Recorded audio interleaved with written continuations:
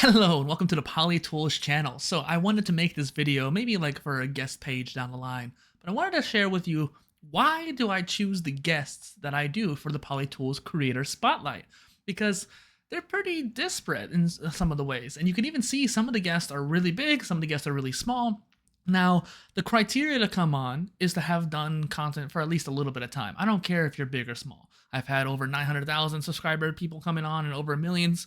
I've had people who have just 1,000. I have people who are my size or just a handful, 100 subscribers. It doesn't matter. What matters is that you know what you're doing. And I think that sometimes, even if you're still starting out, you actually know what you're doing in some cases. I was pretty well versed when it came to when I was first started out.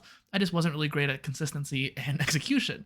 And so there's certain lessons that I've learned over the years. And I think that there's a lot of things that you can learn even from new creators, even if you've done it for a long time, because of that fresh aspect and fresh point of view that I think is really important, especially when there's new tools and new strategies that come out. When you're first to the market, you actually are a lot more open to those new ideas versus have done it for a while. This goes for any field, really, but content creators even too.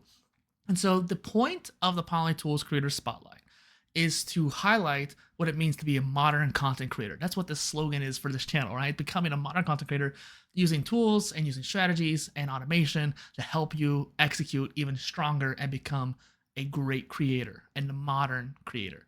And so the idea of having YouTubers and podcasters and bloggers, having all these different types of creators is one thing, but I also include streamers and maybe even something along the lines of what was I thinking of earlier?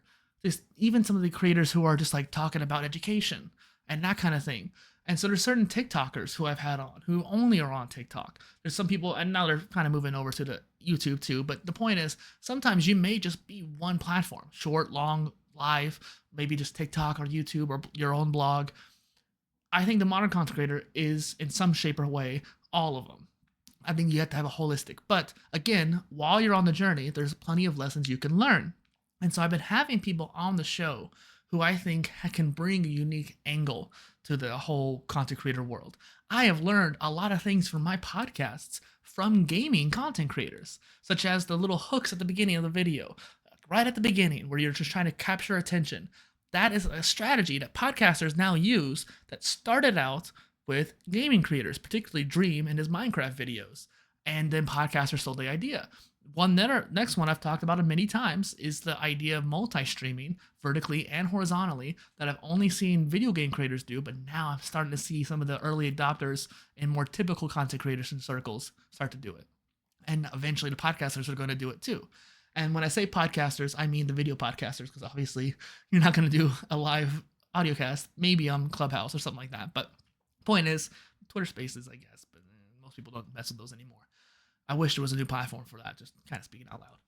But the point is, I think that there's a lot to be learned from these different types of content creators. So whether you're a gaming content creator, or even just a cooking live streamer, or just a TikToker, or just a YouTuber, or just a podcaster, just a blogger, or some combination of them all, there is something that you can be learned from that. And that's why I'm pretty agnostic about who I have on the show. Some people might think like, okay, this particular episode may not be as strong as others, but I think it's valuable, which is why we did it in the first place. And there has to be something in that episode that I think is worthwhile to take home. And so I wouldn't ever, I don't think, not release an episode. And so, but like I also wouldn't interview somebody who I didn't think was interesting enough to do it. And so if I've invited you to the show, or if you've been on the show, thank you. But if you've been on the show too, that is the reason why. And I think that it's very interesting when you can take it from multiple perspectives. That is why I made this video, because a lot of content creators are still too narrow. In our society, this is what my other channel is about, there's this balance between generalists and specialists, and we're still kind of forced to narrow down, niche down, as they say in the creator world.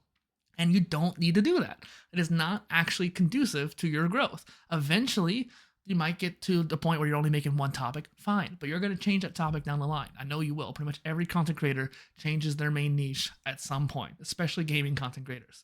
And so we're multifaceted in general, and you have to wear many hats as a content creator anyways. So you're not a specialist, you are a generalist. That's how you adapt to all these new changes in the digital renaissance that we're in. And so the point is, you need to be able to learn from gamers, from live streamers, from podcasters, from YouTubers, any kind of content creator you can think of. There's going to be some kind of lesson for you there. And if you want to come on the show, reach out to me. Thank you.